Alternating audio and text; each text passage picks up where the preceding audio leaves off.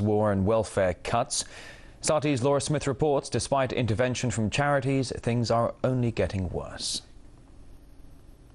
For millions of children every year, hunger is a death sentence.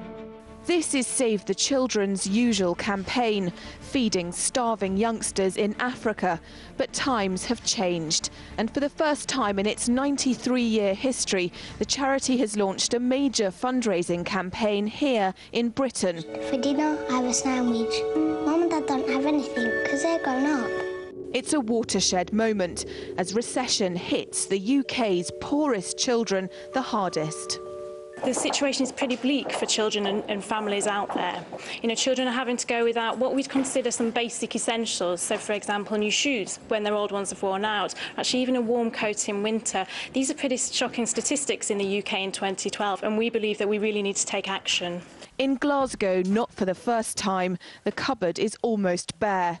For mother of three, Sharon Moyer, it's a daily struggle to provide the basics for her kids. There's times where I have, struggled, where I've been like, gosh, there's no food there and I've got no money. She's not alone.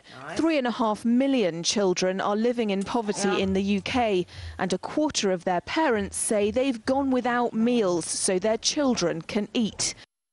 A child in poverty has to forego the things other families take for granted. Eating healthily, having a friend round for tea, days out.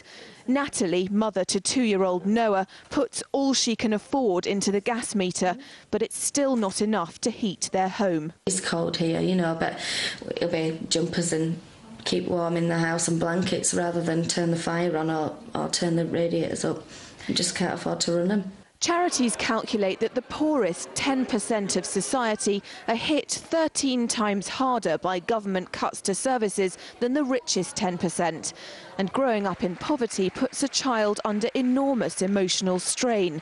Their education suffers, even at a good school, and that's storing up trouble for the future. You have the impact it does on those children, but there's also a massive impact to society and to our economy. So, if poverty rises, then all of us, will have to pay the price in terms of extra spending on education, extra spending on the NHS, and our economy will be weaker because, we'll be losing talent. What's the point of slashing a welfare budget if we're going to be paying the price for that in increased spending on the NHS in years to come? Save the Children hopes to help the worst-hit families, but this could be a long campaign. The Institute for Fiscal Studies says in the next 10 years, based on current government tax and benefit policies, 800,000 more children will be dragged into poverty, eradicating all the gains that have been made in the last 10 years. Laura Smith, RT, London.